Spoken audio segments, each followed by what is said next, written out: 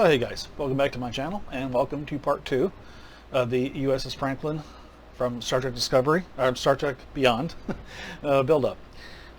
So today we're going to go over Buzzard Collectors and the spinning effect. Now, before anyone says anything or thinks that I know what you're going to say, is, hey, you know, you can buy the boards to make these Buzzard Collectors spin for this particular model kit, which, yes, I am fully aware of that, but it's not within my budget to do so at this time.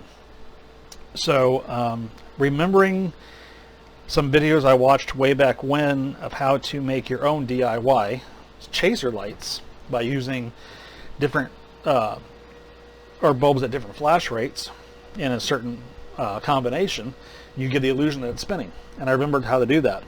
So I have a bunch of these boards right here, and I'll leave the link in the description below for them. These boards I get off Amazon. They are for the rear flashing signs or flashing lights on for a railroad stuff, and they're really nice because they have two potentiometers, which increases the speed or decreases the speed, so they can be flashing at different rates. They're cheap. I mean, well, not cheap as a quality, but they're inexpensive. I paid $5 a pack for these things, and I get bulk, and you do have to assemble them, but they're easy to put together. It's pretty much foolproof. There's a full set of directions, and they indicate where everything goes. So as long as you can solder, you can put this board together.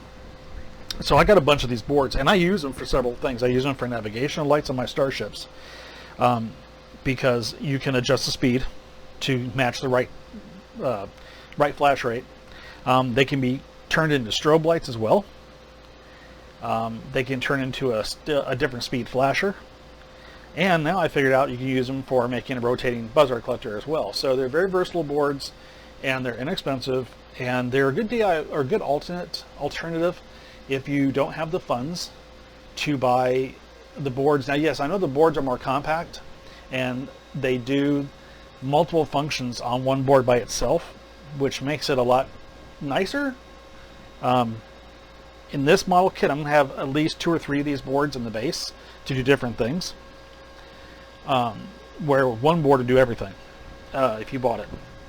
So it's kind of it's your preference. It's what do you want to do, or what you can do money-wise. For me, I'm on a low budget right now, so I'm doing this instead.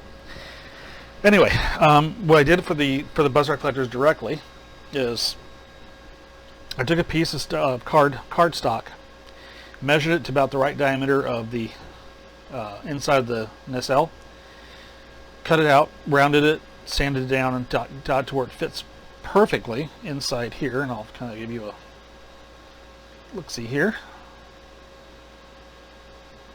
So you see it fits right there. Painted it black on front and back to light block everything. Now, what I'm running for lights, as you can see, are orange and yellows. I have a yellow in the middle, and I have the 4 yellows, and I've got them skipped every other hole, and then in the middle of each one of those is an orange. They are all resistors with a 430 ohm I think it's 470 or 430, I forget, ohm resistor, and everyone is wired with different color wiring to indicate what they are. I have one with the yellow and green being power. The other color light is with a brown and purple being power. I wrote all this down. It's always best to have a list of what is what, so you don't get confused. I didn't have orange lights, so I just used clear bulbs, and I painted them with, to me, a clear orange, and that worked just fine. To find the center on this little disc is very easy. I downloaded and printed this off my 3D printer. It's a center finder. You just simply put this in the gauge, and it will find your center. And then once you find the center, you just keep rotating it until you create a star pattern. And then in that star pattern is where you drill out for the lights. And these are 3mm LEDs. And I did that, glued everything into place, light blocked everything, and then I went ahead and I hooked everything up. Now, I'm not going to go over the wiring on this because it can be a tad bit confusing the way I have to wire it, because these boards, or this light, does do the counterclockwise motion towards each other like it should, and there's a way to do that with your negatives. Basically reverse the polarity by crossing the negatives over, and that reverses the polarity so the lights turn in different directions. Otherwise they turn all in the same direction.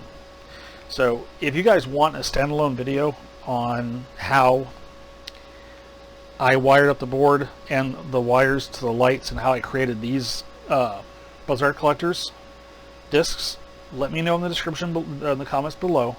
If yes, then I will do a standalone video just on this process alone. So just let me know. Let's fire it up and I'll show you what I'm talking about. There we go. Now I have them spinning pretty fast at the moment, but that's just because that's what I want. If I rotate a little bit towards you, or towards the camera here, you can see. Let's see. It's going to blow itself out. So, but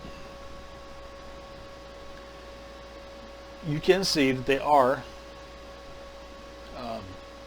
rotating towards each other. And like I said, you can adjust the speed on this. You can make it slower, make it faster. All you do is take a flat screwdriver and get into the potentiometer, and you turn, say, the left side here. You turn it to slower, and then you match it on the other side, same position, so they're out the same rate. And now you have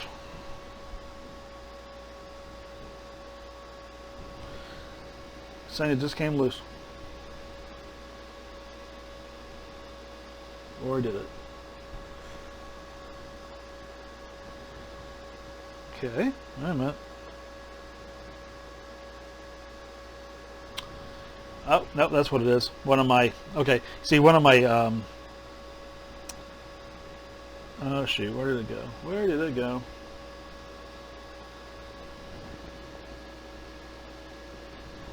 Huh.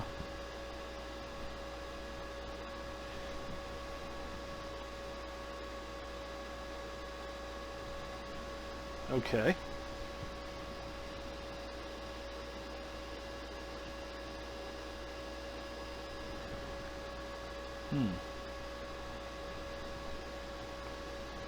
Let me put this on pause for a second. Something's not.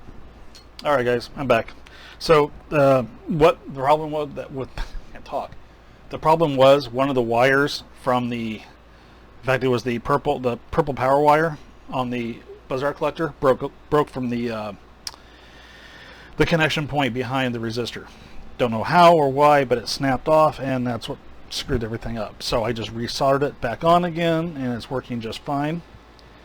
Now I gotta be careful not moving things too much because it's kind of haphazardly put together. So, but anyway, you guys get the point of how that looks. I like it. I think it looks pretty decent, and I think it's really gonna look great inside the kit. It's definitely gonna give my rotating effect that I'm looking for in the Buzzard Collectors. So yeah, like I said, if you guys want a standalone video on just how this system is put together, please let me know, and I will do that for you guys. If not, then just let me know. All right, I'm gonna get off here, guys, because I want to get these things put inside these things.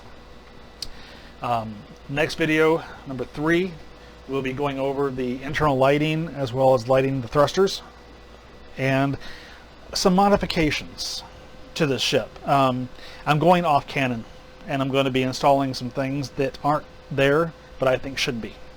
I think this will look good. It's also going to showcase some work or some product from the online store that I'm on with 2 other people. It's 3 of us in partnership on an online 3D printing platform. So it's going to showcase some of the products that are on that site that you can get a hold of. Anyway, I'll leave that for the next video. Thanks for watching, everybody. You guys have a great weekend, and I'll talk to you later. Bye.